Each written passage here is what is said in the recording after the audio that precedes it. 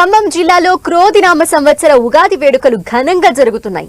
జిల్లా వ్యాప్తంగా భక్తులు పెద్ద ఎత్తున ఆలయాలకి వస్తున్నారు. భద్రాచలంలోని శ్రీ సీతారామచంద్ర స్వామి ఆలయంతో పాటు జమలాపురం శ్రీ వెంకటేశ్వర స్వామి ఆలయం, ఖమ్మం నగరంలోని స్తంభాద్రి నరసింహస్వామి ఆలయాల్లో భక్తులు పోటెత్తారు. ఉగాది సందర్భంగా ఆలయాల్లో పంచాంగ శ్రవణం నిర్వహిస్తున్నారు. ఉగాది వేడుకలపై మరింత సమాచారం మా ప్రతినిధి సైదులు అందిస్తారు.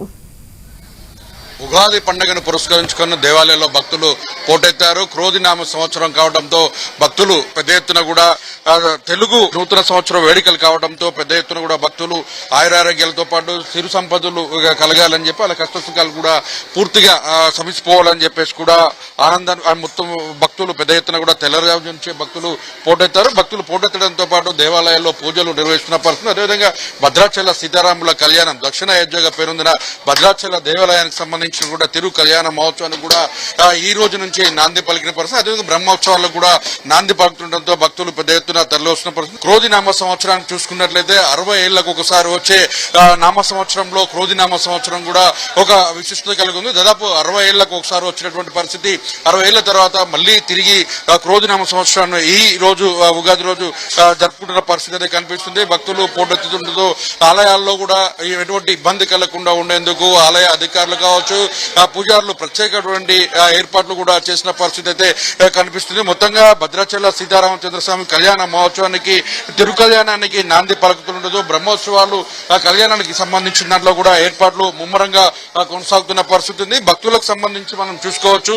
అదేవిధంగా దేవాలయాలకు సంబంధించిన దాంట్లో కూడా ఏర్పాట్లలో కూడా ఎటువంటి ఇబ్బంది కలగకుండా చూసుకుంటున్న పరిస్థితి అయితే కనిపిస్తుంది. క్రోధి నామ సంవత్సరం యొక్క విశిష్టత ఏంటి అనే దాని మీద కూడా తెలుసుకుంది. ఎందుకంటే క్రోధి నామ సంవత్సరం అంటే కోపంతో మొత్తం కూడా ఉండే పరిస్థితి ఉందని కూడా ప్రచారం కొనసాగుతున్న నేపథ్యంలో నిజంగానే ఈ ఏడాది భక్తులకు సంబంధించి కావచ్చు, అది దానికి ఉన్నటువంటి అర్థం యొక్క విశిష్టతలకు సంబంధించిన దాంట్లో నిజంగానే కోపం ఉంటుందా లేక క్రోధి నామ సంవత్సరం యొక్క విశిష్టతకు సంబంధించిన అంశాలను తెలుసుకునేందుకు ప్రధాన అర్చకులు ఉన్నారు. అడిగి తెలుసుకుంది. సార్, ఈ ఏడాది క్రోధి నామ సంవత్సరం అంటున్నారు, నిజంగా కోపాలతో ఉంటారా భక్తులు లేకపోతే అసలు ఏంటి దాని యొక్క విశిష్టత ఏంటి?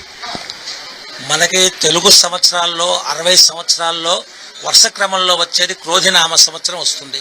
ప్రతి సంవత్సరం ఒక్కొక్క నామంతో ఉంటుంది. క్రోధి అంటే కోపం అనే అర్థం అయితే ఎక్కడా లేదు.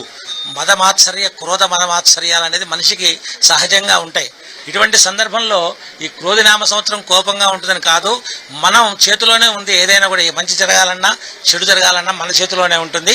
కాబట్టి పరిసరాల్ని గమనించి మనిషి ప్రశాంతంగా ఉన్నట్లయితే ఈ క్రోధినామ సంవత్సరం అలవలుకగా గడిచిపోతుంది. కాబట్టి అందరూ కూడా ఈ ఉగాది నుంచి ప్రశాంతమైన వాతావరణంలో ఉండాలని చెప్పి దైవ సన్నిధిలో ఎక్కువసేపు గడిపినట్లయితే వారికి ప్రశాంతత చేకూరుతుందని చెప్పేసి మన స్తంభాద్రి ఇలవేలిపోయినటువంటి ఖమ్మం పట్టణం ఇలవేలిపోయిన స్తంభాద్రి లక్ష్మీనరసింహ స్వామి ఆశీస్సులు కోరుతూ భక్తులు ఈ రోజు అధిక సంఖ్యలో విచ్చేశారు. వారందరికీ కూడా ఈ క్రోధినామ సంవత్సరం మంచి జరగాలని కోరుకుంటున్నాం. జై శ్రీమన్నారాయణ. మనతో పాటు మాట్లాడేందుకు ఈవో ఉన్నారు. సార్, చెప్పండి, జనరల్ గా ఈ క్రోధినామ సంవత్సరానికి సంబంధించిన ఏర్పాట్లు ఎలా చేశారు? ఉగాది నూతన సందర్భంగా భక్తులకు ఎటువంటి ఇబ్బంది లేకుండా దర్శనానికి వచ్చే భక్తులకు అన్ని సౌకర్యాలు చేసినాం. క్యూ లైన్ ద్వారా దర్శనం, మామిడికాయ కొత్త పచ్చడి, అట్నే మన ఉచిత ప్రసాదం, ఇబ్బంది లేకుండా. అట్నే సాయంత్రం 6 గంటలకు పంచాంగ శ్రవణం ఉంటుంది. సాయంత్రం వచ్చే భక్తులకు కూడా ఎటువంటి ఇబ్బంది లేకుండా అన్ని సౌకర్యాలు చేయడం జరిగింది. మొత్తంగా చూసుకున్నట్లయితే సాయంత్రం జరిగే పంచాంగ శ్రవణం మీద కూడా అందరూ భక్తులు పెద్ద ఎత్తున తరలి వస్తున్నారని కూడా చెప్తున్నారు. ఏదేమైనప్పుడు కూడా నూతన సంవత్సర శుభాకాంక్షలు తెలియజేస్తూ ఏడాది కూడా అందరికీ శుభం జరగాలి, ఎటువంటి ఇబ్బంది కలగకుండా ఉండాలని కూడా భక్తులు భగవంతుడిని కోరుకుంటున్న పరిస్థితి అయితే కనిపిస్తుంది. ఏదేమైనా సీతారాముల కళ్యాణ దక్షిణ అయోధ్యగా ఉన్న సీతారాముల కళ్యాణానికి అటు తిరు కళ్యాణంతో పాటు బ్రహ్మోత్సవాల్లో కూడా ఈ రోజు నుంచి నాంది పలుకుతుండటంతో భక్తులు పెద్ద ఎత్తున దేవాలయాలకు చేరుకుంటున్న పరిస్థితి ఉంది. కెమెరామెన్ విజయ్తో సైదులు, 10 టీవీ ఖమ్మం. లక్ష్మీనరసింహ